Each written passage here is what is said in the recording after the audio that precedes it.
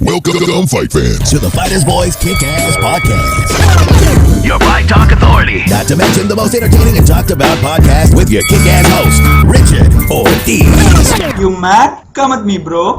And his loyal kick-ass co-host, Senor Cole Escovedo. Streaming live and worldwide. Coming to you all the way live from a little place somewhere in Cali. The Fighters Boys Kick-Ass Podcast. Fresno, California. We're live here in Mad Production Studios. I'm your host, Richard Ortiz of the Fighter's Voice Kick-Ass Podcast. I got my co-host with me live in studio, the UFC veteran himself, Mr. Cole Escovedo. What's happening, Cole? What's up, amigo? How's your knee? You know what? It's getting better day by day. Yeah. The therapy's there. Just kind of sore, really sore. Do you feel that you're progressing as fast as you did the other knee? On this one, actually, no. No? Now, okay. Now, that's not surprising. I imagine any medical professional, physical therapist or anyone would say not surprising. And here's the reason.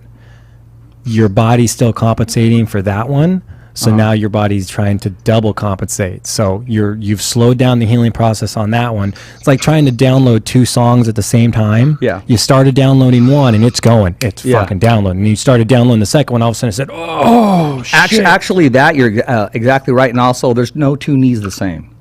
True. So I'm glad this one's a little more difficult, because if I would have done this surgery first on the right, I would have been too enthused to do it on the left. So the left was a little easier. So kind of fired me up to do it on the right. Yeah, but that's what I'm saying is I think if you did this one first and then that one, I think you would have had the same reaction. Like I think that knee would have been slow compared to the first one. Well, every day that goes by, it's getting better. Yeah, that's a good sign. As opposed to, my gosh, you just don't know. Right? Yeah, no, you'd be wondering daily. And we're not talking about, ladies and gentlemen, just what is it, ACL or meniscus. ACL, we're talking MCL. about two replacements. So I got a Ferrari and I got a Lamborghini. I do. What'd that put you back, by the way? My insurance, man. Work for the school district, 100%. Oh, shut up. Yeah, shout out to Madera Unified School District. Appreciate Damn, Madera Unify, what's up? that. Yeah, exactly. Let me get Clovis Unify. I love y'all, but what's up, Madera? Give them a shout out, man. No, that's good. That's Yeah. good that they take care of their people like that. Exactly. You know what? Talking about taking care of their people, man.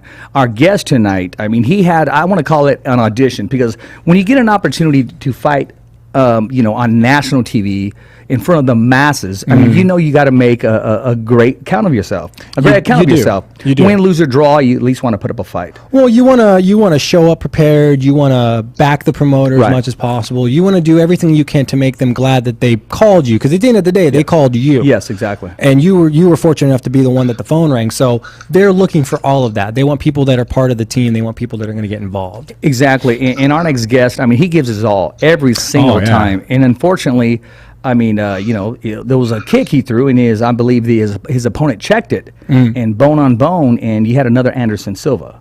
Yeah. Yes, and that was in front of everybody. The millions of people watching that watches MMA Bellator MMA rather, and they could have said, okay, well, he had his opportunity, and oh well. Bad timing or whatever. From my understanding, they covered his leg, the expenses, and plus offered him a contract. Yeah. That same week or leading up to like during very, rehab. very short after, they were kind of like, 'cause, he did so much leading up to the fight. Oh, He did. Like, at one point, you kind of look back and go, dude, are you sure they picked you for a fight, or did they add you to the marketing team? Like, wait, I'm confused. Pulling double duty. So that's what any promoter, not just Bellator, Exactly. but a promoter that has TV ties is definitely one that you want to Scott impress Coker, that way. man. Shout out to him and the whole Bellator staff. You know what? Let's just announce our guest. Today we have with us, who's getting ready to fight next Thursday live on Bellator on the undercard of Chris, Cyborg. The champ is back to return her title. And ladies and gentlemen, we got from Fresno, California, BigAl Gonzales. How we doing, Al? All is well. Training hard. Hey, that's a TV fight, right? Like, that's going to be on CBS, right? Yeah, it's going to be on CBS Sports. This is the first time they're going to be broadcast in the United States. So Yeah, this is that debut for them. Their new... live on YouTube also, Bellator MMA, live on YouTube at 6 p.m., I believe. Cool. So Thursday, 6 p.m., CBS Showtime? Thursday. Yes, sir. Cool. CBS Sports Network. I think yeah. CBS Sports Network. Okay, cool. We'll get a clarification on the exact, where you got to go to watch it. But yeah, so Thursday, guys. Hey, you're fighting the Mohegan Sun, right? Yes, sir. All right. I'm in Connecticut. You're going to be fighting at the casino then? Yeah, I believe so. That's where I'll be staying at. So Cool, man. I got to tell you one thing about fighting in Connecticut that you need to know now, or tell them, Cole. Tell at least your team needs to know so they can prepare accordingly. They have a dry county outside of that casino. They have liquor stores and they have 7-Elevens, neither of which sell each other's stuff. So like 7-Eleven, you're not going to find anything alcohol. And then they have liquor stores where they sell beer and everything. Like so, the 7-Elevens are open all night. Going on. Well, state law. Yeah, that sounds about right. I mean, it's not that bad being like quarantined at a casino. I mean, you know, I mean, granted, you're not going to be able to walk around very much, and you're not going to want to, because if I remember right, that's still a smoking casino. So you're definitely not going to want to go wandering around on the casino floor. You don't need that. You don't need that crap in your lungs right now. Like my coach said, we're going out of town, but this is strictly business. I'm going to handle business. Yeah, this is a business trip. I'll check out the sites after the fight. Yeah, you did. I'll tell you, there's a good bar I could tell you to go drink at. I drank there for my 21st birthday. I love that place. Yeah. So you got Cole all fired up, man. I mean, he's having flashbacks and stuff, Al. I mean, you got him really going on, man. I spent my. How many times did you fight over there? I fought there once, but here's the thing: is I had weigh-ins. Weigh-ins were the day of my 21st birthday. That was the day of weigh-in, so I didn't get to like party or anything. And then the next morning, the fight got canceled. The fight gets canceled. Oh, it gets canceled? Yeah, it gets canceled. I was pissed. I was drunk by like 9 a.m., dude. I was smashed by 9 a.m. Al, I mean, you're not even going to have time to get smashed, my man. I mean, how long have you been waiting to get back in there? And tell us, how's the leg feeling? Oh man, my leg's doing great, better than ever. I think sometimes my other leg hurts more than my leg that I broke. I go on long runs, and man, God is good, man. My leg is ready to go. I can't wait. Tune in next week. I'll be honest, bro. You look, no homo, but you look in way better shape. You do than you did for that last fight picture we just saw. Like you look way leaner. Have you changed your diet? Have you been a little more stricter on your diet? Everything, man. First of all, I changed my mindset. You know what I mean? And I know what I want in life, and I know a lot of people counting me out, me breaking my leg, and it just made me a better person than I am today. And I feel blessed that I got a call for this fight, and I'm gonna go handle business, man, and I'm gonna do my best to make a statement. And it's super short notice too. It's on like, how long have you known? Yeah, I've been knowing for about a month now. Okay. Oh, okay. So it's not that short notice then.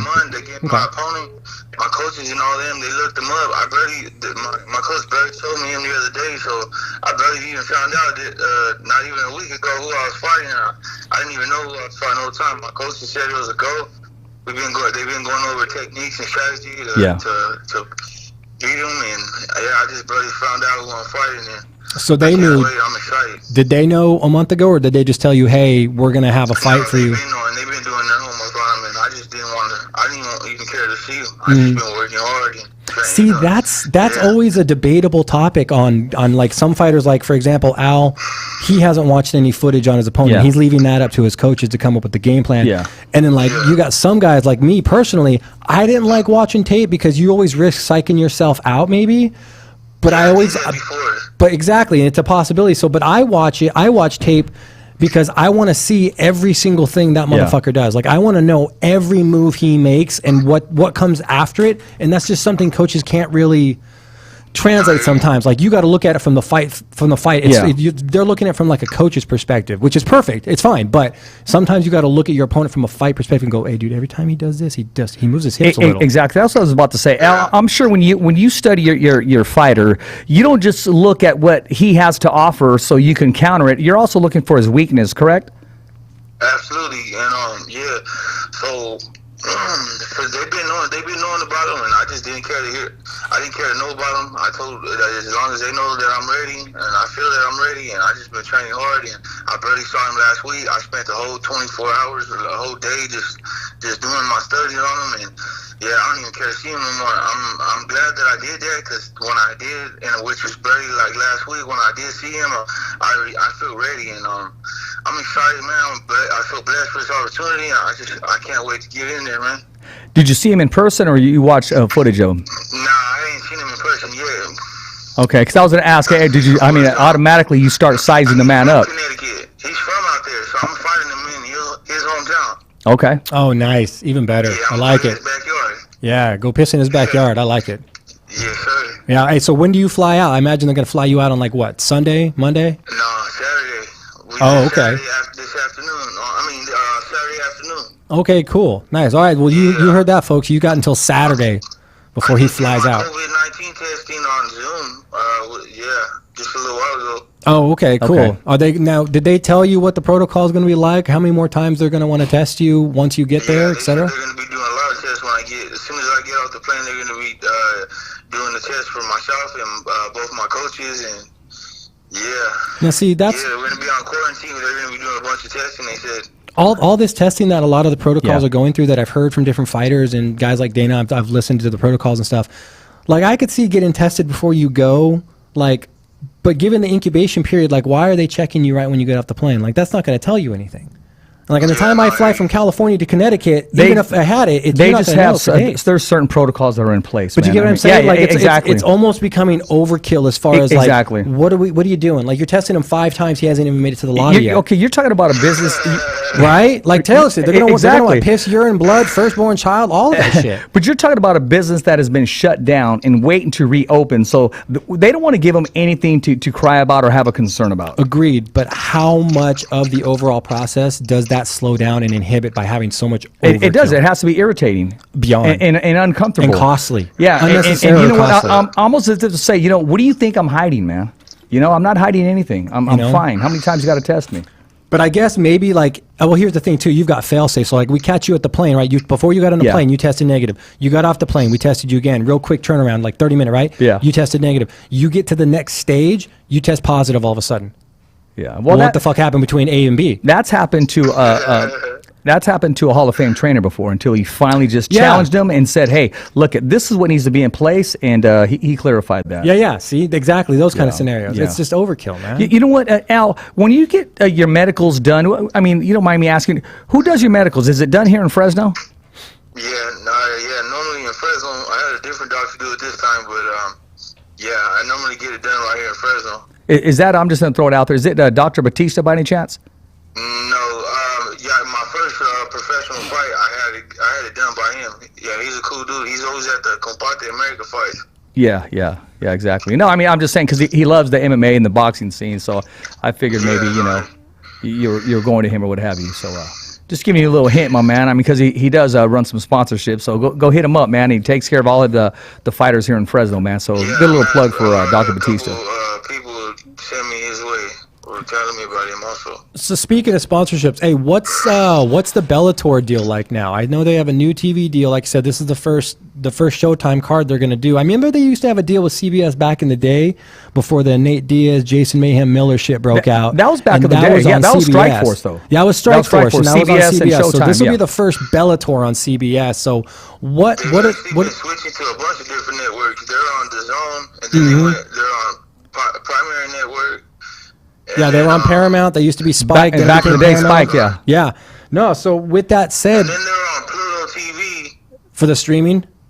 Yeah. Now they're going to be on CBS Sports. Yeah, but I know for sure that my fight is going to be live on YouTube also, the prelim card. Okay, cool. Yeah. Hey, can you either get that link or have your manager get that link and forward it to us so we can share that with our cast, or at the very least find out where that link is, like maybe on their website? That way we can promote it. And so this is exactly where you can watch Al's fight.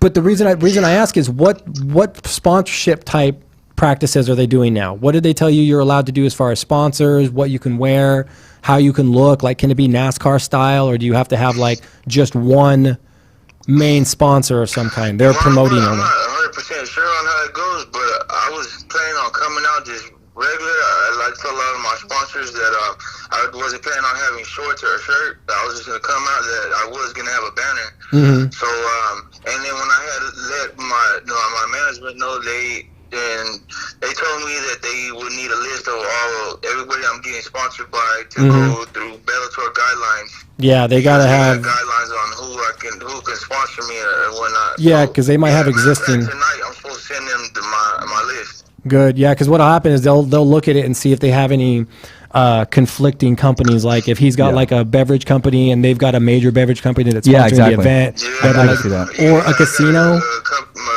My sponsor sponsor, Jay Jackson Promotions. Big shout out to them. But they reached out to me and were asking if if he was promoting fights. Mm-hmm. But he's not promoting fights. He's promoting concerts. But that was just a concern. So yeah, they do have their own guidelines. I'm just not too sure. What they go about that. I've had places before. Like I had a fight where I had a casino's logo. I mean, they were like, "Yeah, you can't wear that logo here," because it was it was another casino, and they were like, "You can't do that." So I was like, "Okay." And that being Mohegan Sun, they may say, "No, we don't want any like some guys would say, "Hey, I've got Tachi's logo." Like before, I've seen fighters say, "Oh, no, you can't wear that logo." Yeah. So I mean, they'll even blur it out on some of the highlights. yeah, they'll just tell you we're gonna blur it out. Be like, "Okay, cool, go ahead, blur it out." Comparte Americas, they said that they needed to see they didn't want like CBD companies. They weren't marijuana companies. Yeah, they didn't want to be associated with that stuff just yet. They weren't sure about it. They couldn't use that, so yeah. Yeah, I've seen some of that before. I've had some companies shot down that they're like, "No, that's a competitive market company. We're not going to let you wear that logo." So but then the problem is now your manager has to go back to that sponsor and go, "Hey, sorry." Yeah, how do you explain that? Yeah, you got to give money. That's money out of your pocket, his pocket. That's the bummer. Yeah. And that's why I was just curious what Bellator's practices are going to be, especially since they're on. And now you have to consider this. It's not just Bellator's guidelines. It's now you have to deal with CBS's guidelines. Absolutely. Now you have to worry about who does CBS can you imagine if he got sponsored by ABC or just somebody that was something similar to that? Or it'd be like being sponsored by Showtime Coca-Cola and you're fighting at an arena. Yeah, exactly. Like if you're fighting at the Pepsi arena, one of your main sponsors is Coca-Cola. They're going to have a problem with that. The arena alone would be like, dude, you're not sponsoring Coca-Cola in our arena. Exactly. So it's lots of red tape. Lots of bureaucrats. So you know what? I want to find out right now, man. Who's supporting you right now? I mean, what sponsors are sponsoring you for this event? I got Jay Jackson Promotions. Okay. I just got it with Iron Bullies. I saw that shirt. I got Screening Plus. It's called Screening and Clean It. Okay. And man, I got a list of some other ones too. Okay. I was just. Man, I got so much going on. I just really got back from Salmon Wrestling. This morning I was doing Muay Thai with Manny. Okay. My coach, and yeah, man, I just been at it. I got a lot of support from the Valley. I'm excited, man. I can't wait to put it down for the town, man. I'm representing Fresno to the max, man. 559, trying to make a statement, man. Trying to be that light in the midst of all this darkness that's going on, and yeah, man. So did you change your diet? Like you guys already know, I've been down a rough path in my life, and yeah, I haven't found it yet, but I just slowly but surely, I just want to. Like I said, I want to be that light in the midst of all this dark. I want to inspire others. I want to hustle and motivate. And yeah, man.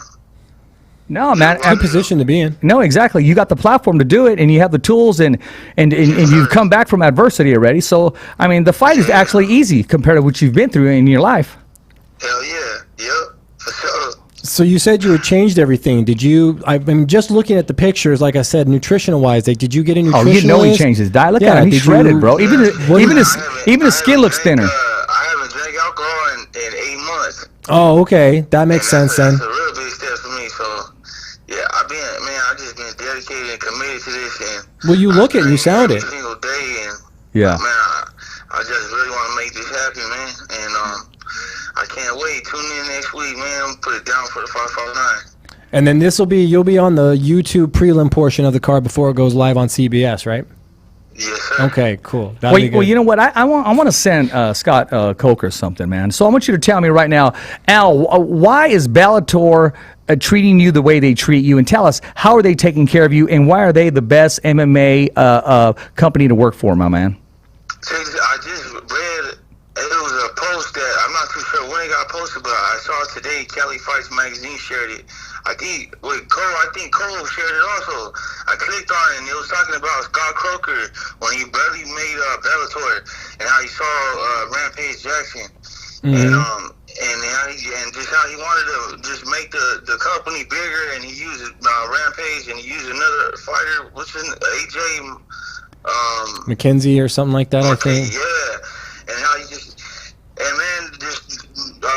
meet him personally and him take care of my leg. They pay for my leg, my surgery.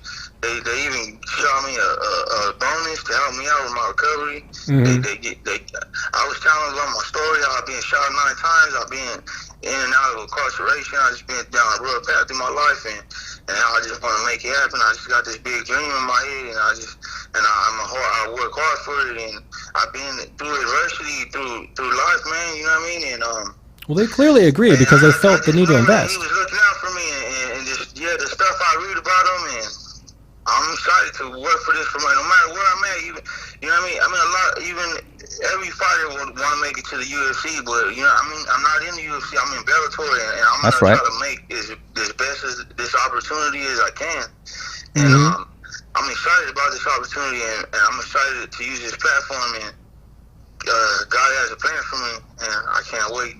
I mean, clearly Bellator has a plan for you too. Yeah, I mean, exactly. they feel you're worth investing in. Yeah, so no, for sure. Yeah, that's why I'm getting linked up with the right people, and everything's just coming together, and it's just an overwhelming blessing, and I can't wait, man. So the article that Al was talking about was this dilemma that we're looking at that COVID has basically created. It was actually on my topics tonight to talk about. But what it is UFC, Bellator, ONE. Basically, what's going to happen is after this COVID-19 thing kind of blazes over, you're really only going to see those kind of organizations left because everybody that didn't have a TV deal, everybody that didn't have a streaming deal, like Legacy Fighting, like I think they have either an Access TV deal of some kind or they've got like a UFC Fight Pass deal. Like they've got a streaming platform that they run it on. They almost got to start all over, man. Kind of, but it's the problem is like all these organizations that don't have any of those. Yeah. Which is it's a very small list. Yeah, those guys are probably going to be gone after the dust settles because if you can't have fans, what are you going to do? So guys like the article talks about a monopoly that is created for organizations like Bellator and UFC to benefit from this, and that you're going to see an even bigger push towards them becoming the only I'm sure there was recruitment as well. They're saying, hey, since you're not working for this company right now, and we have an opening here, not only with the fighters, but the staff. I mean, you name it. You just can't leave some talent floating around there. I mean, they have to pay those bills. That's why I'm glad I got my name called, man. Oh, I'm sure I'm sure you were on a very short list of names that they were going to call. I'm sure your name was right at the top, near the top of that list. Again, not to knock anything, but I'm just being objective so that everyone can understand their reasoning. Sometimes you got to remember that you're on the top of that list because they've invested in you. Like you got to remember that they love you and they support you and they're behind everything you've done. But at the end of the day, you got to remember to them you are a commodity. You are a product. They have invested money into you. They are going to expect a return. So you just got to remember to be flexible where you can. I want to be a good asset to this company also. Yeah, be flexible. Be flexible. Work within the. I mean, it sounds weird, but be the company man. Exactly. You know just be ready when your name's called. I want them to use me to market their business. And that's why they invested in you, because you did that right out the gate. You were first fight with them, and you were already showing an appreciation for the organization that it gave you an opportunity, and they saw that. The guy like Coker saw that right away and was like, "Hey, take care of that guy." I walked up to Coker when we were in the bag before I went out there and fought. I saw him by himself. I walked up to him. I just told him, "Hey, I want to introduce myself to you and just check me out." And I went out there and I fought. Right, that's what you do. They gave me a call back the next week later, and they said, "Well, they want to stay here. That I still want to continue to fight after I recover, and they want to sign me." Yeah. Well, actually, I still remember what you told the referee, which is your buddy who we had on the show. You told him, "Hey, ref, when you take me out, make sure I don't want to look bad." And he told you, and he told you, "No, we're gonna make sure we take care of you, youngster." He said, "We're gonna take care of you." Yeah, but you said, "Make sure I don't look bad, man." Yeah, I can't wait to see that guy again. Yeah, he's cool. Actually, I saw him in a movie last night, man. I mean, there was some MMA movie on what is it? Right? What's that? Is that right? No, yeah, there's some movies, some series, man. I just put it on, and I got to get the name of it, man, because I was thinking, man, I could see Cole in here. I saw all your buddies in there. On all these extras, man. Yeah, all these extras. It was a movie? It's a series. I forgot what it's called. What happens in it? He's a guard. What's it called? He's a guard. He's a prison guard. Oh, is he a prison guard? Frank Trigg? Frank Trigg's on there. Frank's on, it's a Shameless. Yeah, but Frank, there's a series. What was it called, the one we were watching? Shameless. Kingdom. Oh, Kingdom. Yeah, Okay, Kingdom, yeah. That makes sense. No, yeah, Yeah. he did some stunt work on some of those things. Frank's done all kinds of stunt work, But bro. I'm just looking at all these opportunities these MMA guys Oh, got. hell All yeah. of them. I Oh, mean, yeah. I mean, they're not just extras. They're getting some spotlight. They're getting roles where they're actually talking. Well, and what's they're his part of it. face? Max Holloway. I know they're gonna mention my leg break too. I know they're gonna mention Anderson. Oh, of Silva. course. Of course they are. Everything just starts going good, and especially if I use my leg in the fight, media's gonna start booming. And were you going to use everything in your fight, man? You're going to use your Yeah, I'm ready. you're going to use your left, your right. You know, you're going to kick them. You're going to punch them. You're going to even use your balls in the fight. I mean, everything's going to fly, man, because you got to get that victory, my man. Have you waiting so long to show the company exactly what you're made of and what they invested in? And they invested in you, my man. I've tried blocking a kick with my cup before. Oh, shit.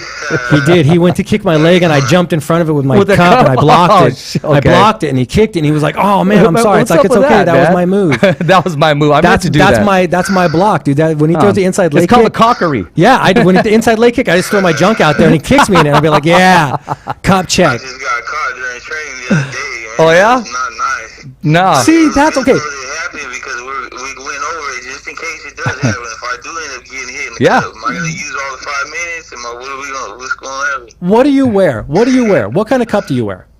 I'm actually going tomorrow. It's on my bucket list right here before I jump on the plane. Tomorrow I'm gonna go to Dick's Sporting Goods. You know. Yeah, what a name of a store to go get No, something but- to protect your but junk. But this is I'm is- here to protect my junk at Dick's Sporting Goods. So this is the point I'm trying to bring it up. Are you going to get some run of the mill sports cup?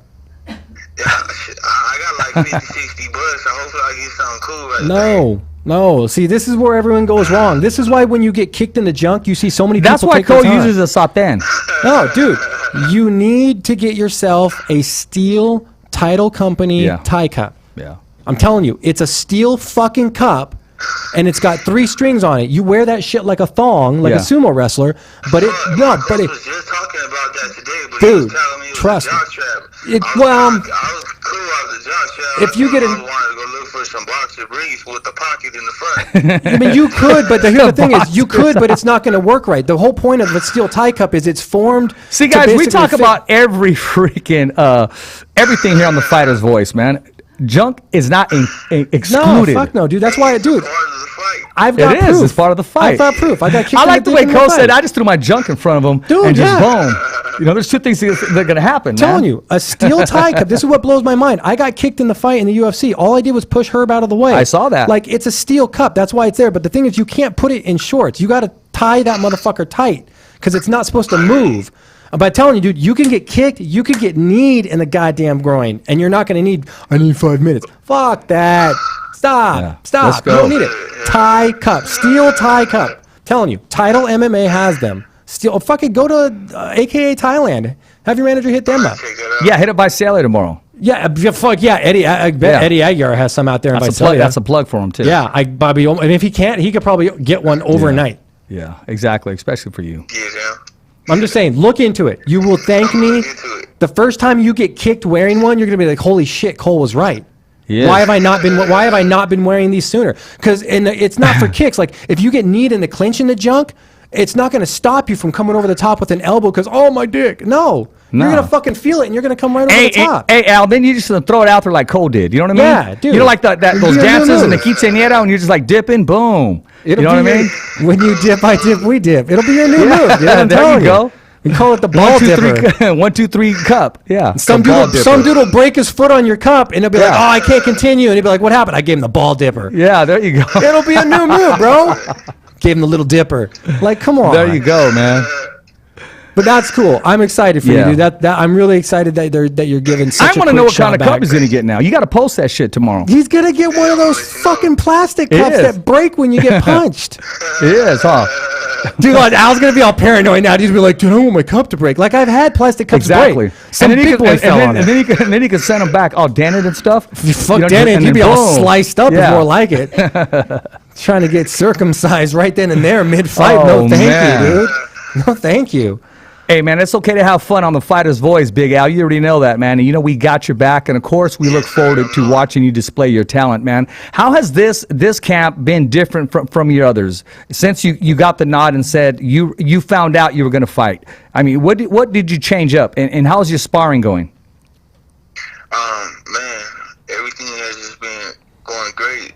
Like I said, I feel real blessed for this opportunity. I've been sparring with my coach lately. He's a southpaw just like my opponent. Good. And my coach is a big dude. He's a glory heavyweight kickboxer. Yeah. There's a lot of slipping. Man, he teaches me so much. He's on it like science. He does his homework. I'm excited to be working with him. And I'm excited for this opportunity, and this camp has just been great. It's going to be a good test. Use that platform next week. It's going to be a good test. It's going to be a big platform for you. You're going to be able to show. I guarantee you, this fight, you do good on this fight, you will be on the main card on the next one.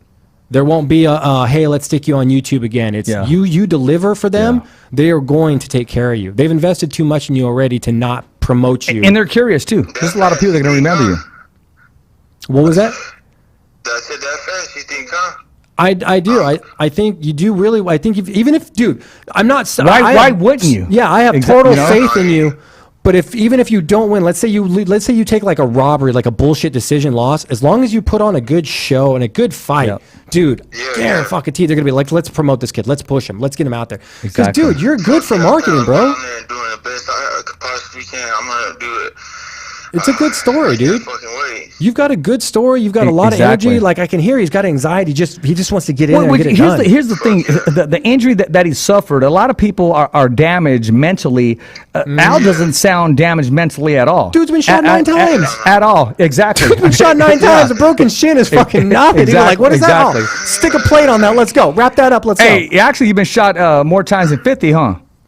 Nah, 50's been shot 9 times, just like me. Oh, okay. I thought maybe it was one more or something. I mean, it's not a contest. No, it's not a contest. I mean, but like I can go and get like a little 22 or something if you wanted to be like, look, he got shot 10 times. I'm here to break his record. No, you don't want to do that. Welcome to Jackass.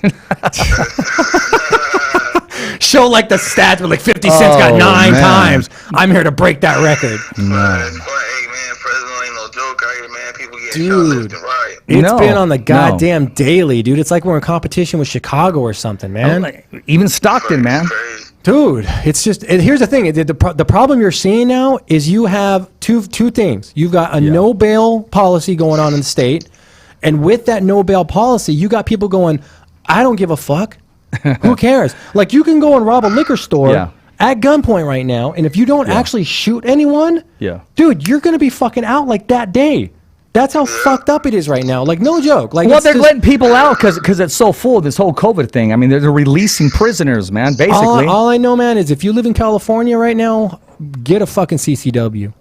That's all I'm saying, man. Get a C. Definitely. I'm not saying, like, you go and get, like, 1,000,000 rifle rounds or something, but you need to have, like, a carry on you. Like, California's getting stupid. It was dumb before. But now it's just the streets are getting flooded. You've got inmates who are being released early because they've met the minimum quota percentage and they're being released for overcrowding. So you've got those fucking career criminals that are being put back out there. Now, granted, they're not all bad. You're going to have a big portion of those guys who did their debt. They learned their lesson. They want to be productive. They want to be good. There's going to be some of those guys. But, dude, there's a good portion of those motherfuckers that are like, I can't wait to fucking rob the next liquor store. Exactly. I can't wait to try out this new shit I learned. Like, you know those people are there, and they're being pushed back out. And then you got the new ones that are being arrested, and they're being right back out. It's just like you thought the justice system was a revolving door before. It is now a 24-hour revolving door. That's what's Speaking of that, you know what, we should have got a soundbite from Miles Harris on that, because I'm sure he, a lot of them are hitting him up saying, "Hey, Miles, I'm back in town." Yeah, dude, his fucking retainer phone must be blowing off the hook. I'm sure it is. Hey, Miles, can I get a retainer? I got like $1,000 I need to hold you over on retainer. Why? Because I got to appear on Tuesday. Yeah, just in case. Just in case. Yeah, just in case. But no, dude, hey, you know what's good? Hey, dude, I got the perfect side gig for you, bro. That'll allow you to train and all that shit. You down? You want to hear this idea? Check it out. Bail bondsman recovery. That's going to be a new thing. No, think about it. Yeah. With all the zero bail, all like these dudes they're all being cut loose with these fucking papers that say sign here and you promise to appear on this date. Yep. You know who's going to have to go and collect those motherfuckers? The Yep. sheriffs. Mims, in our county alone, Sheriff Mims already said, we're too busy. Yep. We're way too busy to go catching these dudes over again. We're worried about They the can care new less about if you send it to collectors. They don't care. Dude, start bringing up, I would start ringing, I'm going to start ringing all the bail bondsman companies and be like, hey, I imagine you guys are looking for people right now. Because as the end of the year nears and all those court dates start piling up, people are going to be no-shows. Yeah. As long as they don't say, hey, I heard he was on your show. they were good. You would call that guy, be like, hey, dude, you want to come on and do an interview? Yeah, exactly. I don't know who that guy was. But I'm telling you, dude, Al, that could be a side gig for you, bro. Bail bondsman recovery agent. Dude, I'm telling you, bro. Shit, that'd be a big sponsor. That'd be a big sponsor for you, too. Right up your alley, bro. You get to fuck people up. I still got dudes that need to be paid with bail bonds. See? There you go, man. Maybe they'll wipe out your debt. Bro. They working on me right now. That's going to be a new gig, dude. I'm telling you, all these guys, like probation officers and shit, dude, they're going to be moonlighting as bounty recovery guys. Yeah. Because the money's going to be so good to go and find all these guys. If you're getting like a couple hundred per dude you put in and they're like not violent Can you imagine people. if Fresno had a dog? Dude, Fresno does need its own dog, the Bounty Hunter series. They do, man. And, Al, you like Fresno State Bulldogs, so that's right up your alley, my man. And, actually, let's talk about Fresno State, man. I mean, the sports program and stuff. This is hitting everybody, man. It really is. Yeah. From the sports program all the way down. I think they announced they're going to try to do football in the fall, but I don't know. I don't think that's going to happen, man. That's my big goal right there, is to get sponsored by Fresno State. Yeah, you have a cousin, right, that's in the wrestling team? Oh, yeah, I do. Yep, my cousin Greg. Yeah, I remember you shared that with us.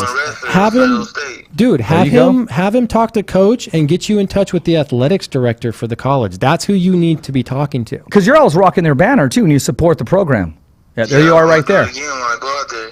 Yeah, no, we're posting up a picture right now of you with their banner right now. So, if you're watching the show live, you get to see yourself. But yeah, the athletics director for Fresno State, that's who he wants to be talking, because that's at least going to get him in the door to the right people of, hey, okay, we got this guy that does this. Now they can actually start talking about consideration and stuff.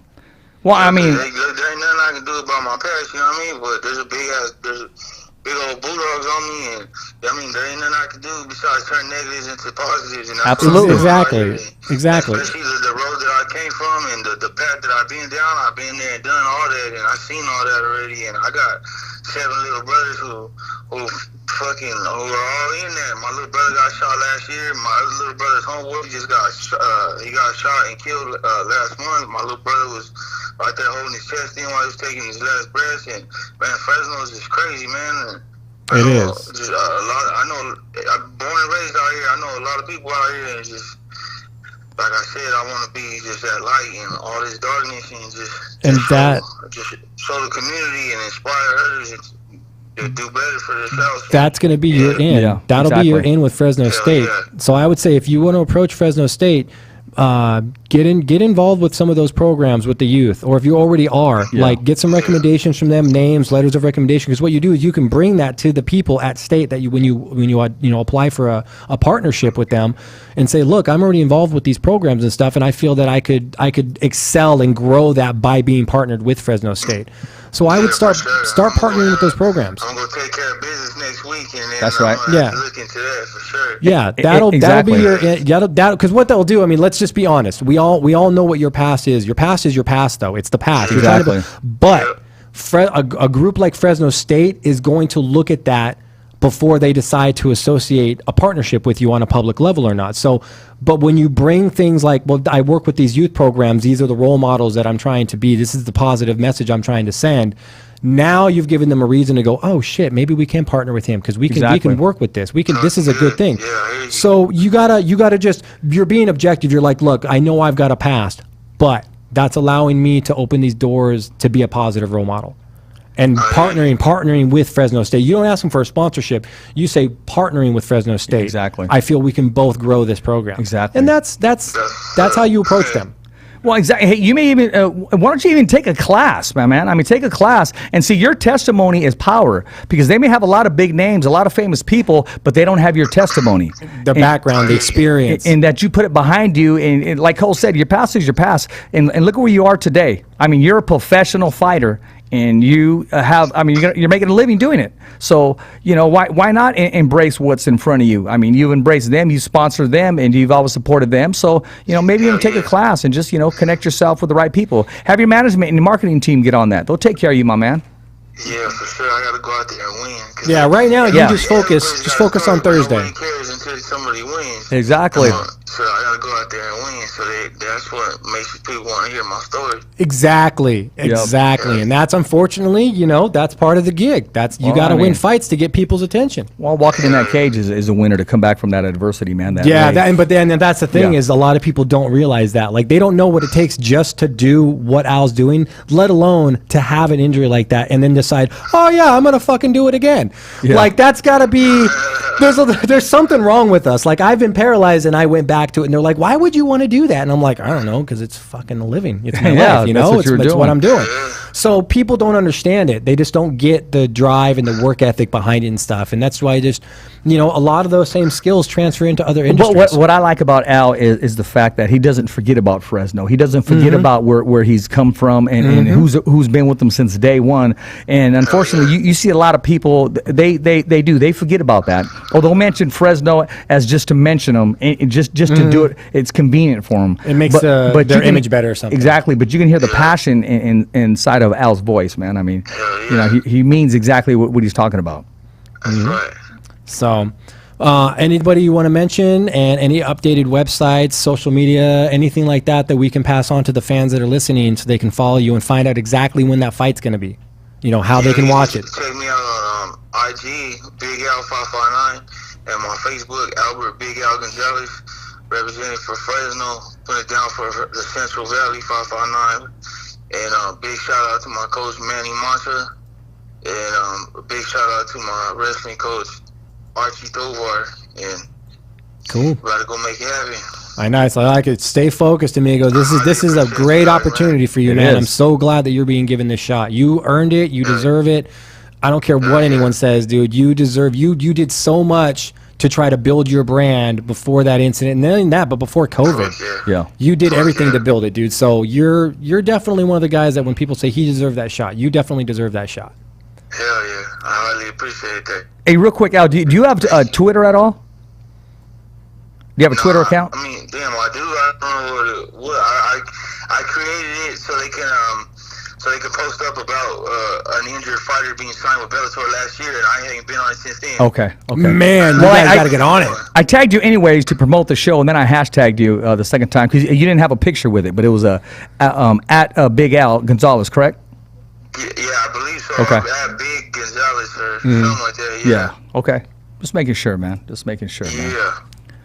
I appreciate you guys, man, for real. Well, hey, appreciate you taking time out of your training and everything that you got to do, man. And we had to get you on the show before you make your comeback, so to speak, and before you're back in action. And we're going to be tuning in, and we're going to give some more support next Tuesday and Wednesday on the show, and to make sure they continue to follow you and as you go on with your journey. Yeah. But sounds good. Who runs your Facebook page? Myself. Dude, the next time I ask you for an exclusive on your next fight date, get him, Cole.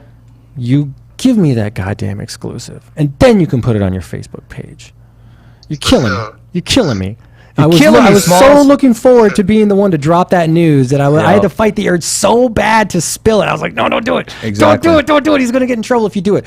Yeah. And then I turn around and I see it on your Facebook page. Yeah, they hit me out of nowhere with it. They told me out of the blue, they just texted. They said, "Yep, go ahead and do it." I don't care if it's 2:00 in the morning. If they hit you up and say, "Drop that shit," we'll drop it on. You call and be like, "Hey, bro, we got to do this now," and I'll be like, "Let's go." Yep. Hey, my journey is just beginning. That's what I like to hear. You're damn right. Your journey is just beginning, bro. You're gonna have a good run. You're gonna have a good run. So, man, stay safe, stay healthy.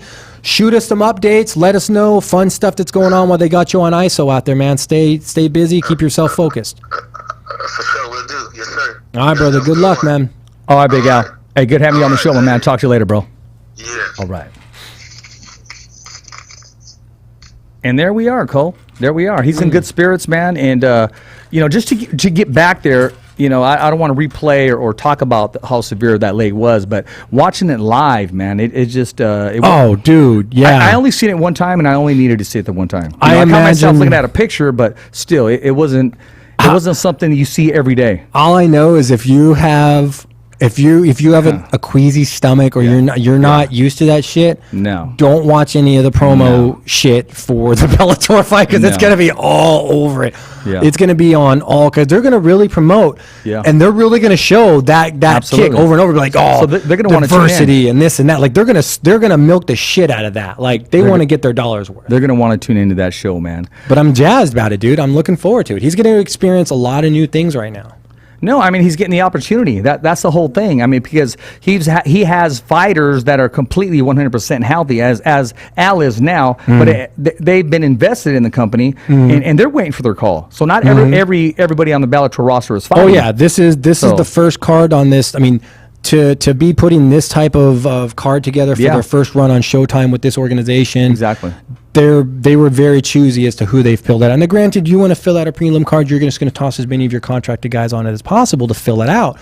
But at the end of the day, you're going to want to have the guys on it like, well, we want to get this guy a fight. We want to get this guy a fight. Yeah. We need to get this guy going because they need to put that story out there while it's there. You know, and on the main event, the card I'm going to be tuned into is Chris Cyborg, man, because in her corner is going to be Virgil Ortiz Sr., who is the father of Virgil Ortiz Jr., who is the top contender in the 147-pound division in boxing, who's trained at Robert Garcia's Boxing Academy. So she was working out with Virgil Ortiz's father on the mittens, so he's going to work the corner for this fight. So for Cyborg, yeah, for Chris Cyborg, yeah, that's given the size, the 147 for the boxing world, it's this is a 135-pound fight, I think. Yeah, isn't it for Cyborg? This is like a title defense, I think, or something. Yeah.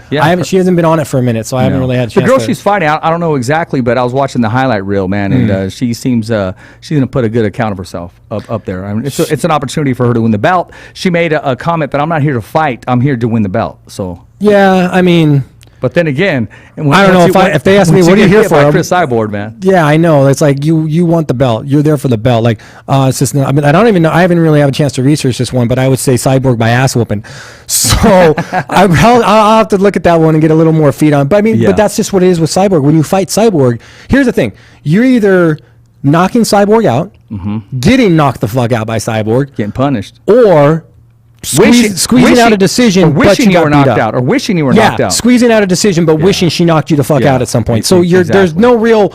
This isn't when you fight a fighter like Cyborg, and there's a couple fighters like Cyborg, Clay Guida.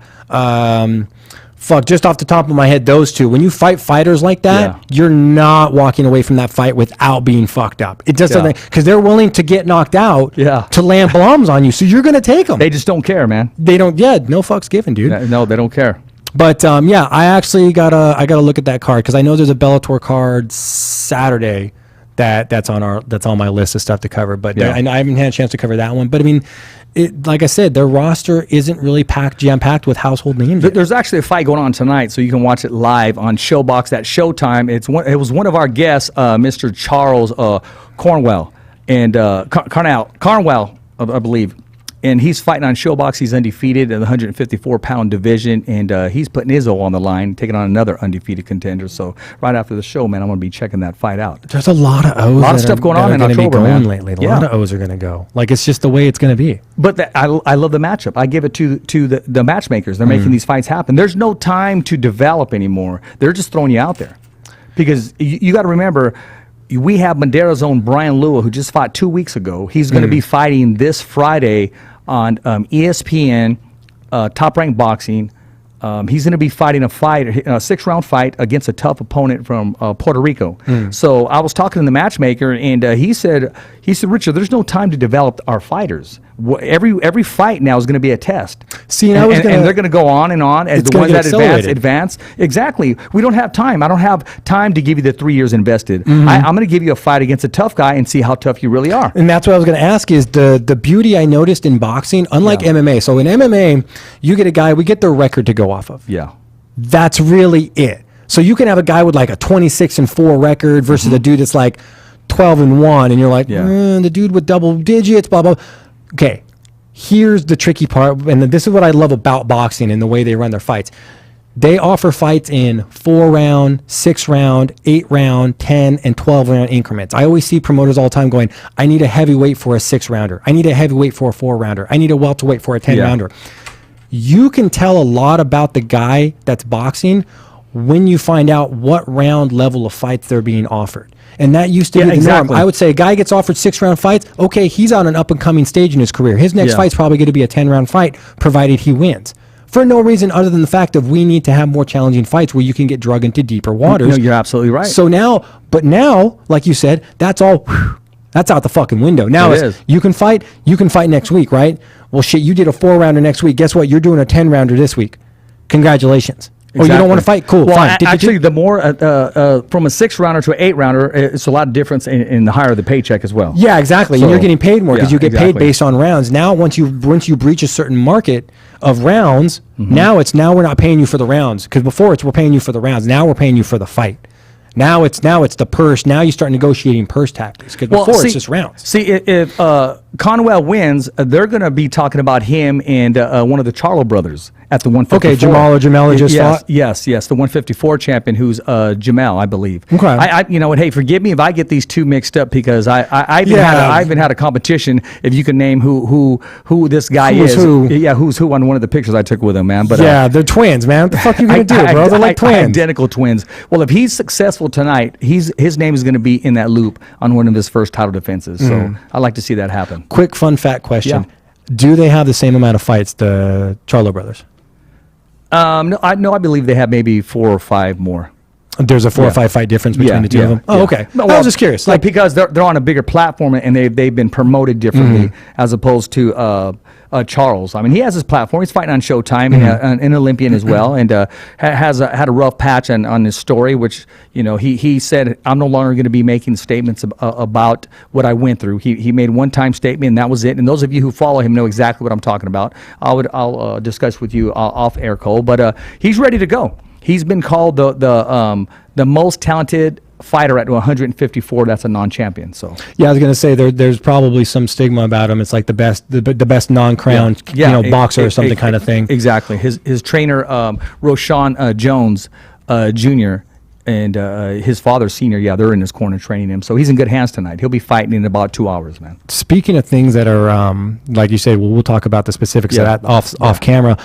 Where are we at with the Golden Boy Canelo scandal thing, where he's suing the fuck out of them? Where are we at on that? Well, I just know that he did refile, and he's going to get a court date, man. I mean, it is what it is. So it's going to move. It's going to move forward. And again, it's nothing personal. It's business. But that's the thing. Don't be surprised if he doesn't even take a fight between now and then, or whatever he's been advised. I would be surprised if he did, because that would change everything.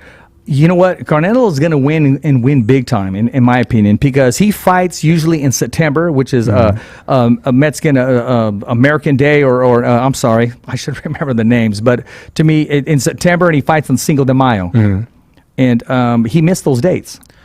But he did, but not due to circumstances within the control of the organization that he was signed with. Well, they're going to say that, but that's going to be their ultimate defense. What are they going to call this? An act of God? Yeah. Well, I mean, I guess you can. They're literally going to call. That's what pandemics are. They literally get listed as acts of God, because unless you can turn around and say we proved that there was a lab in Wuhan, China that did it, then at that point you can look at a sole proprietor to sue. But at this point, it'd be like a tornado. Mexican Independence Day. Yeah, that's what I thought it was going to be, but I didn't want to. Before I get held up like a piñata. I was going to say, dude, you're going to get shit if you don't come up with that answer eventually. Exactly. But like I said, those weren't fights that weren't offered because they could do anything about it. They didn't have the means. They didn't have the restrictions in place. They didn't have the protocols in place. Everything could have been in place. We just can't pay you what we usually would pay you because we're losing our live gate. But Canelo said, hey. And at the end of the day, that's probably the reason. Yeah, exactly. But it doesn't matter. You said you were going to pay me a certain amount of dollars.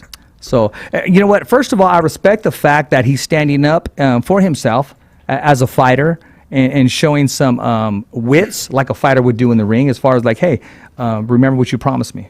Yeah, but I don't know. I see him spending a lot of money on lawyers and losing this. At the end of the day, I think a judge is going to argue. What he is losing right now is he's shelved. I mean, it's not like he needs it because of all the money he has, but still, I mean, he's a competitor. He's always wanted to fight the best. He's never ducked anybody. He's asked for the big names. Yeah, and I mean, realistically, up until a certain point where other promotions started doing boxing shows, the second another promotion does a show, like UFC could do it, and that's argumentative. But once another boxing promotion does a show, now Golden Boy and De La Hoya no longer have a defense to stand on. Now they have to. The second they hear Showtime Boxing presents. They need to be offering Canelo a fight that I think, day. Cole, honestly, there's going to be a domino effect. I think if Oscar De La Hoya does get sued, he's going to turn around. Oscar De La Hoya is going to turn around and sue DAZN and said, "Hey, you said you were going to help me with this contract. This is what's going on. I'm his promoter." Well, they're both being sued. Yeah, they are. They're both DAZN and Golden Boy and De La Hoya. They're all being sued by Canelo and his team. Yeah. But at the end of the day, they're just going to go, look, dude, act the God. Yeah. And then what'll happen is judge will ask them, okay, well, because Can you imagine that? Canelo, And you got to fulfill your contract. That's a jacked up contract. That's a jacked up relationship. I honestly think that after the dust settles on this, we'll see a release of Canelo from that organization. I thought about that too, and I was thinking, okay, he can be because he can go with anyone, or just be a free agent like Mikey Garcia. Yeah. Mikey Garcia was a free agent, and so was Andre Ward towards the end of his career. Build his own brand. Yeah, exactly. That's what Mayweather kind of did. Well, I mean, exactly. De La Hoya kind of did it too. Yeah, well, yes, yeah, he did. So life after boxing. Running your, if you're fighting on your own cards, you're double dipping. Like that's the boxer billionaire blueprint. Hey, man, get so high up the food chain that you can just have your own cards and you just headline your own card. Exactly. But yeah, that could bite you in the ass. It bit fucking Conor in the ass. That picture of Conor versus Pacquiao in Abu Dhabi that got posted, especially when he made it clear and said, "Look, let's run an event that UFC has nothing to do with." He made that clear, made that statement. But what they were pissed about is that Pacquiao's team and his entertainment group or whatever were promoting a fight in Abu Dhabi that was not going to exist, that Pacquiao's team had not agreed to or anything. And he was trying to push it like, if I throw it out there, it'll create a buzz and then they'll talk about it. Dude, the Sheiks over there got pissed. They were like, take that shit down. Don't you dare say you're going to be running an event in our land without contacting us. That's not even real. I'm talking about an event that may take place over there, and I still haven't heard the official announcement. But I noticed a friend of mine who I respect very highly. He asked me a boxing question. He asked me before, "Hey, who's going to win between Bud Crawford and Spence?" Right? He asked me that. And then he said, "Hey, who's going to win between Bud Crawford and Manny Pacquiao?" And so, I answered. And he said, "Okay, Bud Crawford and Showtime Porter." He asked me again, right? Again, just recently, and this time he left out Manny Pacquiao, right? Mm-hmm. And this guy's in the business. So it tells me he didn't mention Manny Pacquiao because he knows that fight will not take place because Manny Pacquiao has plans to go elsewhere, and which I think, the rumor is out there that he's going to be fighting Mikey Garcia. It just hasn't been officially announced yet. Mm-hmm. And the hesitation was the whole COVID, but in the live gate, but as you just mentioned, a place that would welcome that. So I see that announcement coming soon. Yeah, I mean, I do. I can see because Manny's supposed to is still active. Like he's still an active fighter. So now the promotions he's in the are gym. going. He's in the gym working out, man. They're just getting ready to pull that plug. Yeah, and that's what I'm saying is once other promotions started throwing bigger name fight guys out there, like they have to honor. The minute he started working out, there was another. I'll say friend of mine that started working out too. Oh, nice. So yeah, and nice. We get to see something fun to look forward to. I'm just waiting for that announcement to take place. Nice. Now, see, and that's the same predicament that. But here's the thing, though. We talked about that about 4 months ago on the Fighter's Voice, the only voice that matters. We talked about potentially Mikey Garcia and Manny Pacquiao. I sent it out to Sean Gibbons, and he said he welcomed it and said that would be a great fight that we would entertain and we would sit down and talk about. So they did say that. Rolling. Yeah. They didn't instantly deny or shove us out. They were like, well, that's something we would We'll just say entertain. the cards are now falling in place. Officially. I like it. It's another. I do. Put that on another belt notch that we put that on there, man. Fresno, California. I mean, it's making things happen. Plain and simple, period. I don't even look at it as Fresno, California. I look at it as the show and the contacts we make and the comfort and the platform we give these guys. When it comes to making names in the Fresno, it's the Valley alone. Our boy Alex. Our boy Alex is getting the big shot. Bro, that is a huge shot. That is an opportunity. Right? That's man. Figueroa, you better fucking make weight, dude. How do you not take that fight? He did it without hesitation. Well, yeah, because here's the thing is they took that fight without hesitation because he's ready. Yeah. Like, I think he's ready to at least take a shot at the throne and see where he's at as far as the pecking order. Yeah. And I think he's got no problem taking that belt at all. Not with the team he trains out of, not with Oyama behind him, not with the management team he has behind him. Can you imagine if Dana White said, okay, Lamore, the fight I promised you that we'd come back to. Can you imagine if they had it there? Because he did say he would come back on a big fight. He but would. But can you imagine if he did? I'm just saying, just as the fans, as the supporters, for Now here's the thing though. I could see them doing it just for the fact that they can do a show now pretty much anywhere because they can't have any audience. Yeah. So now you got the question of where would the benefit be to have it? I'd rather wait. Palace. Well, yeah, but I'd rather wait and have it at the Palace when we can actually go and watch the show. Oh yeah, me too. Because right now to just have it there and not have anybody from the Valley be able to go and watch it live. Yeah. It's just annoying it's there. Yeah, exactly. That would kind of suck. Probably cool for the fighter or cool for the town to say, okay, we've had it there. And but it's for the fan. Yeah, we want to fill those seats. We want to be there I live. think We want the opportunity to go cover it. I think even Alex would say no. I think he would pass on. He'd be like, I'd rather wait until I don't want we the can actually have distraction. fans. Yeah, exactly. Well, no, I think he would want the support there, and I think it would play to him really well. But either way, he's getting the fucking shot. He's getting a shot, man. He's getting that shot. What else is going on? Izzy Jones. People keep talking about Israel versus John Jones, and I'm like, there's a lot of mass difference there, man. There is, and that's the problem. Too much mass Izzy's a whole 2 weight classes now lower than Jones. Now Jones could come down to light heavy, but what is Izzy going to come up? Like I don't see that fight happening. Even if it did, I think Jones would be the bigger of the two opponents. That's a dream match, and you know what? You'll see that match take place on a video game. You're giving it too much mass. It's a nightmare match. You're giving it too much mass.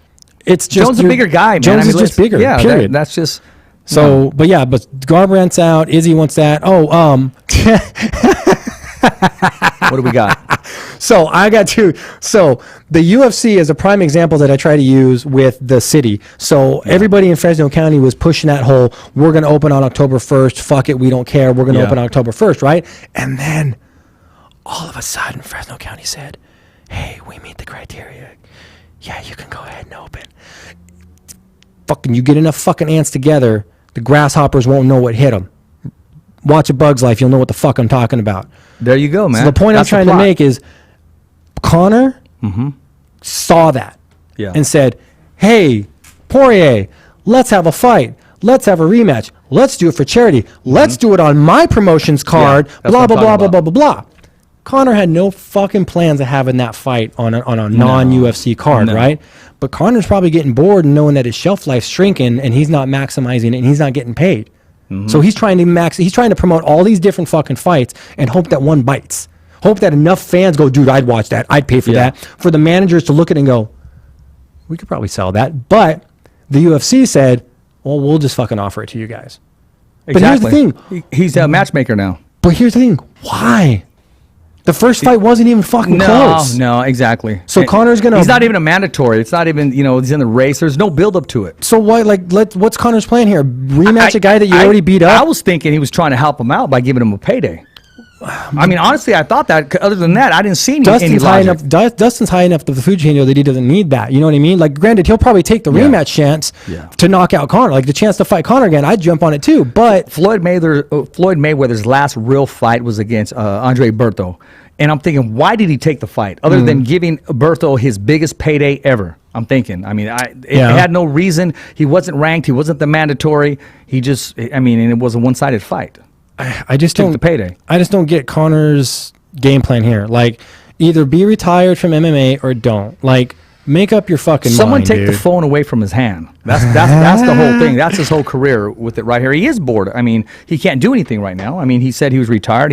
So it's like, what was your the long-term demands plan that he wants? I would see if we had a live audience. Okay, I support you too. I want to see you back in there, but it is what it is, man. The live gate is going to disrupt everybody's payday right now. Yeah. I mean, realistically, what he should have done is he should have been poking at Ferguson. He should have been poking at, someone that's higher up the food chain that he hasn't fought yet, kind of thing, and see where it goes. Or go demand that rematch. Yeah, something that's got some merit that to makes it. sense. But to fight Poirier, I just don't. People, I don't see people will anything watch behind it just to watch Connor fight, but at the same time, it's like, dude, make up your fucking mind, dude. Are you retired from MMA or not? Like, you're like a high school fucking girl when it comes to that shit. Like, not you personally, dude, but like the mentality is that of like a high school fucking kid. Either be retired or don't. He doesn't need to do that in his career. And I don't know why he's doing it. Now it's just becoming ridiculous. It is silly. Like, I could see it as a marketing ploy or to make an angle for bigger pay or something. Yeah. But, dude, after that, it's like, dude, you're on, like, retirement number, 4. Like, the fuck are you doing, dude? You're like, where do you want to go eat? I don't know. Anywhere's good. Well, how about here? I don't like that. Well, how about here? I don't like. Fucking Fuck! You got to make a decision, man. Make a decision. Retire Yeah, or don't yeah. make a decision. That's all I'm saying. I mean, dude. It's silly. It's Dana silly. White doesn't even take him serious anymore. He doesn't know what to what He doesn't know what to make think of him anymore. Exactly. And And you know that's because of him. fucking. But Conor McGregor is the exact reason of why you don't give a fucking bank robber a helicopter. Because it's a helicopter and then it's a jet. Then it's a jet. Yeah. Then it's a fucking armored car. Then it's an armored car and it's all. No. UFC gave into him. Speaking of Jet, we have a Fresno's own Jet Blackwell, who is the chief sparring partner, for Iron Mike Tyson. Yeah, I saw that. Yeah, Iron Mike Tyson, and you know he trains at Frank Alamon's boxing gym in Fresno, California. Mm-hmm. And he didn't just go up there one time. I mean, he's there at Tyson's ranch. He is the chief sparring partner. The main sparring. Yeah, I saw that picture the other day. He is the main sparring partner. And I remember back in the day, Tyson would pay his guys $1,000 a session. Yeah, I mean, that was back in the day. But I mean, even then, to get called in to be that level of a sparring partner for Tyson. I mean, and the Jet's getting ready to turn pro, so he's trying to see if he can get on that card and make his pro debut there. But at the same time, I mean, you're getting schooled by a living legend. This is Iron Mike. Yeah, I mean, I'm actually surprised. Like, once he took that spot, I would have already been trying to negotiate a spot on that card. If that was his goal. Absolutely. To try to find a spot on it now is going to be, you're going to be on reserve status of like, okay, well, if someone gets hurt in your weight class, we got a spot for you. But not only that, we're talking about the relationship that he's building right now with Mike Tyson. Oh God, dude. You know, The he says, stories, all Tyson has to the say is, rapport. hey, I like this kid. Hey, come here, let me talk to you. Yeah. When's your next fight? I'm going to go. Yeah. Or especially Fresno, your gym, Alamon, I'm going to go by there and visit. Yeah. That's coming next. I mean, I can see that opportunity happen there. Say, I can okay, see I'm going it. to go check you out, or I'll go to your pro fight. You know, He I was can see that impressed. Like, happen. hey, like Yeah. I was happy with that kid's work. Yeah. Because here's the thing: a guy like Tyson is going to want to work with the same. We had him people. on the show back at the radio station. At the 1680? Yes, back in the day. I remember his dad, big old dude. 2 years ago at this point now? Yeah, about 2 years ago. Yeah. But yeah, Tyson's the kind of guy that will want to work with people that had a positive outcome. Yeah.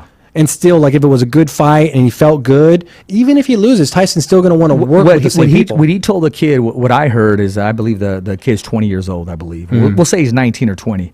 And he said, you know, man, I'm nervous coming in this ring. And Mike Tyson said, well, try fighting for the world title at that age. And becoming the youngest heavyweight champion of the world. Imagine that fucking pressure. At the same age, Tyson fought for the belt. Yeah. So there's him right there. Yeah. Yeah, there he is That's Tyson wasn't even fucking 21 yet, dude. No. The amount of pressure that was put on that young man at that age, and the money that was being floated around, and the fucking evilness of guys like fucking Don King, and just everybody wanted that. Everybody had their fucking hand in his pocket, man. That's that's the worst thing. He got fucked so He didn't want hard. anything to do with it. He said, you know, I didn't sign up for this. Yeah, but he it just came wanted with to it. fight, man, and it's just all the bullshit came with it. You know, some of the only people that were looking out for him passed away, and it's just like, damn, exactly. dude. They were guiding him, and the only ones that he would truly trust and respect. Yeah. But you know, just had to get that shout out there, man, for the Jet. But no, that's from Fresno, gonna California. go somewhere like that. If he plays his cards right on that, that'll get some doors open for him. Well, that's definitely gonna, you know, I mean, you attach that to your resume. Plus, because what happens is Tyson's talking to other boxers, Plus, I want to see somewhere someday, you know, after this fight is over, I want to see the footage. right? I do. I don't know if I we do. get our hands on that. Oh, Footage, man. well, I mean, you know, I'm sure. Well, the number one rule is, I mean, there's no somebody has that footage. Like I mean, I'm sure Tyson's team does, so they can come back and critique and look to see where he's at. You know, Like there's when no- Chuck was down at Dethrone for the Tito fight, he came down and did some workouts at Dethrone for a while. Yeah. Dude, nobody was allowed in that fucking gym. No, I Nobody was bet. allowed to film anything. Oh, like no. strangers and shit weren't allowed in. Like you No. saw how hard it was just Yeah. for us to get you and KP in there. Yeah. Yeah. And they were like, "Well, how many people? We don't know, but Yeah. like, what are they recording and stuff like Yeah. that?" Like, we had dudes that were filming stuff And just it him was rolling. exactly, and he didn't want to miss that payday, that opportunity. He didn't want to screw anything up. So I understand that. Yeah, and so they're people can be real touchy about that stuff. But I mean, that's the number one rule. You go to a gym in general, anybody sparring, that phone gets turned off unless they'll ask you, "Hey, can you get some footage for us?" Other than that's a big no-no. other than that, you're stepping on toes and you're risking people getting upset. Well, you know what? I'm talking about who's still undefeated is Stockton's own Gabriel Flores Jr. He went the distance 10 rounds, and actually, you know, he took one on the chin in the very first round, which was good for him in his young career. He took one, kind of caught him off balance, went back to the ropes, took advice from his father, and they regrouped and won a unanimous decision. Okay, so that's, 19-0 now? Yeah, 20 now? 19-0. And he's how old? 18, 19? 19, I believe. Yeah, dude. Yeah. So I just wanted to give a shout out to Team Flores for being successful and also making his professional boxing debut for Top Rank Boxing. Former, and I don't want to say former, he's an MMA fighter, and that's Mitchell Sipe from Sacramento, California, now living in Bakersfield, California. Okay, cool. Yeah, so he made his pro debut as a boxer there, and he's fought plenty of times at Tachi Palace, and he's been Richard Goodman was an advisor for him back in the day because he was actually trying to make the UFC house. Oh, okay. So he took one fight to advance, and they stopped it on a bad cut. Oh, bummer. Yeah, it was a bummer. That's He was a bummer. competing in the fight, but yeah, that's where his MMA career was going, and then he fought his first professional boxing match last Saturday on the undercard. So So I imagine first round knockout. Junior was the co-main, if I saw that right, on this last one. He was the co-main. So I imagine, do you think he'll be co again on the next one, or do you think he'll get bumped up to main? You know what? There's been a name that's been mentioned, and there's no way in hell I can even release that. That'd be career suicide for me. But we can talk later on, and he'll be back in he'll be featured once again. And do you think we'll see him before the end of the year, or do you think we're gonna have to wait until next quarter to see him? It's possible you see him at the end of the year because he didn't suffer anything. Maybe in December. I imagine he'd want to stay as active as possible. Oh, yeah, before the year's over. If you can squeeze in one more before the year's over, absolutely. But if all things fall in place on the information I heard, they're probably going to build this one up. okay, good. Then it'll be a big one. Then it'll be the next big jump of his brand getting out there. Then I just need to stop talking about that all together. Your phone's gonna start ringing. It's gonna be senior. He's gonna. What the fuck are you doing? Because I know myself. I'm gonna be honest with you. I don't even think Senior knows unless he got a phone call the last 2 days. Oh shit! Damn. I heard it from the man himself, so I'll just leave it at that. Damn. Yeah, now your phone's really gonna fucking be blowing up. And that's no disrespect. So I'm not here to spread rumors or anything. I just said, you know what? Look for Flores to be in a great fight. You're getting a fucking phone call in about. And like I said, man, I'm not about to announce anything. That'll be. He'd be like, "What the fuck did you hear?" yeah. Well, Senior may blow me up. He'd be like, "What the fuck did you hear?" Yeah, well, Senior may blow me up. What are they saying behind our back? You know what I mean? He'd be like, "What are they saying?" Yeah, and that was a true story when I said he called me when I was in Canada.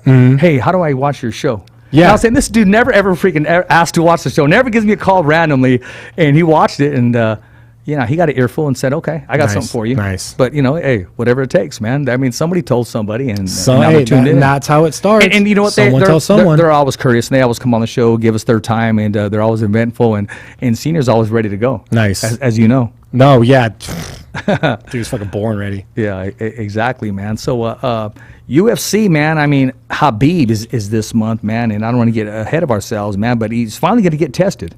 Yeah. Well, they got to start getting their protocol in order. I don't know, man. I right now with that big of a fight on the line, that it's just like, dude, it's so much shit can go wrong right now. But you know what? There was going to be a boxing match that's scheduled for the same day, and they were going to compete with UFC, and that's Tank Davis and Leo Santa Cruz. But what they did is they moved Leo Santa Cruz and Tank Davis to the end of the month, Halloween. Well, it's very smart. Very smart. I'm going to tell you this right now. You're not competing with the Khabib-Gaethje fight just for the fact that I have no idea who the fuck either of those two guys you named are. Well, see, you know what? Showtime is very smart. They got a great relationship with the UFC, as opposed to a couple other promoters that are not too smart, and they'll let their pride get in the way and will go head-to-head. Well, now, and they continue to go head-to-head. They did it before. Showtime's the same group that said, hey, we're going to move ours to a different time because we're on a different coast. Well, they did. Didn't they switch that? Yeah, they did that. It was a Canelo fight. Yes. No, actually, yes. It was a Canelo fight. Canelo against the Crusher, and that was a DAZN. They sat and watched the UFC fight. Yeah, they sold like tickets to like viewings of it and shit. That was part of Carnelo's. The first time he got pissed off, said, "Look, man, I'm ready to go, and you want me to watch this for 2 hours, an hour? I'm ready to go now." And he said that'll never happen again. Yeah, that was a big. There was money reasons behind that. Yes, but at the same time. Dude, that's like icing the fucking kicker, But that was pretty crafty, though. I mean, they play the fight on the big screen for everybody. Well, yeah, because they wanted great for the fan. Great for the fans, yeah. But man, the fighters. Can you imagine you're ready to go like a racehorse, and all of a sudden, okay, you got to wait for this fight? Dude, I'd be pissed, bro. Yeah, I'd be pissed. I don't blame them. No. But see, that's what I'm saying is, how does the lawsuit not come out of that? Well, that's what triggered it, man. That's what pissed them off. Like, I didn't agree to this. I mean, when is this? Now, why do I got to wait? I'm Canelo. I'm not bowing down to anybody, but it became numbers and cents. Yeah, numbers are the ones that make more speak. Yeah, like and I remember that. I went back and forth on them, on it, and I continue to watch them both at the same time. So we do what we got to do. You know, Because sports is sports. no, exactly, because you want to get that insight. Yeah, you do. We've got, what do we got? We got a fight night coming up Saturday, and we have a Bellator coming up Saturday. I got some stuff for the fight night one, but we'll cover the Bellator one real quick just to get it out of the way, because there's only really one fight I wanted to cover on that one. The Bellator 248, that's going to be Saturday. I want to say Saturday.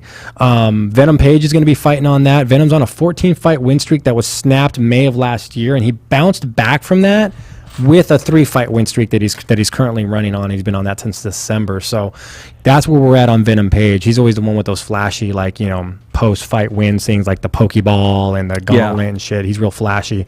The guy he's fighting is Ross Houston. I want to say it's Ross Houston. Undefeated in 8 fights, but he's yet to fight in a large U.S.-based promotion like Bellator or UFC or anything like that. His whole fights have been overseas in Cage Wars, which isn't a bad organization. It's not a slouch organization. I'm just saying that's an overseas organization. He's only been fighting guys that organization has, which is kind of true with all organizations, but it's not a larger U.S.-based one yet, so he doesn't have the exposure. Man. It's all about activity right now. And he was super active as often as he could. I think he built up all his wins in like a 2-year span or something. But they are all overseas. But Page has like 18, 19 fights, so he's got like over twice the amount of experience, and he spent a majority of that career with Bellator. I think he spent like 85% of his career with Bellator, fighting Bellator level opponents. So you know, not to interrupt you real quick, BigAl talked about, well, I'm with Bellator right now, and I'm not saying that he's going to leave, but Joe Soto started with Bellator. Yeah. And then, you know, he ended up where he grew up. Yeah, grew up from there. I mean, guys like all the time, like Ed Soares, I always see him posting things like when there's a UFC fight going on or a Bellator fight, and he'll say, you know, LFA fighters fighting tonight. And if some people be like, what do you mean LFA? It's because they started their careers in like Legacy or Cage Warriors or something. Like they will promote that stuff because to guys like Ed Soares, stuff like that's cool to them. They want to see their guys fight, do good in their promotion, and then move on. That's the whole thing. He's not got no grandeur of like trying to keep guys down in the basement or something. So, but I think with all that against him, I think Page is going to win that one. I got a first round finish on that for Page on that one. Expect him to showboat and gloat after that. Yeah, no, you've got a guy, you've got Ross, you've got Venom and Page, 2 guys that want to bang. Now Venom has a guy that will bang with him in Houston. He will swing with him because he's from. I want to say it's like Scotland or Ireland or something. Ross Houston. I think he's like Irish or Scottish, I want to say. But he'll bang. He'll swing. So he's got a guy that Venom that will play to his advantage. I think Venom's way taller, so he's going to have that reach and length. And he's, like I said, first round finish for Venom on that one is weird. And that's a headlining fight for that card. The rest of it's kind of so. Well, Friday you have on ESPN Top Rank Boxing, you have Emmanuel Navarrete putting his WBO featherweight title on the line, and he's taking on straight from Salinas, Ruben. They call him Drac Villa. Drac? Yeah, Drac or Dracula, or his other nickname is also RV4. He's the 4th. Oh, okay. Yeah. Okay. And you know what? He's managed by Rick Meridian. Okay. Yeah, he just signed him recently, so I mean he's fighting for another bout. And Rick just posted that he's up there. He's up there in the bubble now. Speaking of Rick, dude, what'd you see, man? What are you gonna say there? He looks like Mikey Garcia. He looks like Rick's got balls. That's all I'm saying, man. Rick, you got some big old fucking balls, dude. No, I saw this Instagram post by Rick that like. He's been going back and forth with one of his guys that is coming up with a fight that's got coming up against another guy. And and he said something about like, we're going to have a horse do like this dance on your flag and his shit on stuff. And I was like, God damn, dude, that is extreme. That's Josh Taylor. He's talking about he's talking all the shit Taylor's been talking and stuff. And I've been watching it back and forth. And like, it's kind of entertaining. Taylor's side, I mean, this is just a third party perspective. But Taylor's side keeps it just kind of like trying to harp on irrelevant shit. And then just fucking, Rick's just fucking dropping it. Rick's just ready to go, man. I mean, he's just ready to go. I don't know, man. I think Rick might have gone a little far, though. I thought so, too. You're pissing off a whole country by saying, we're going to have this horse stomp on your flag and then shit on it. And I'm like, damn, dude, like that whole, like, I don't know if you want to go that far. Like, I mean, what if they move that fight, potentially is going to happen in Las Vegas in the bubble? What if they move it to the UK? And now what are you going to do? Especially if you show up. And that's going to be, you're going to be in like the same water that Chael Sonnen found himself in when he insulted all of the fucking country of Brazil when he was going to fight, like, I think it was Anderson or something. Yeah. They had escorts and bodyguards and shit because there was people in Brazil going, we're going to kill you, dude. Like, you're not leaving Brazil alive.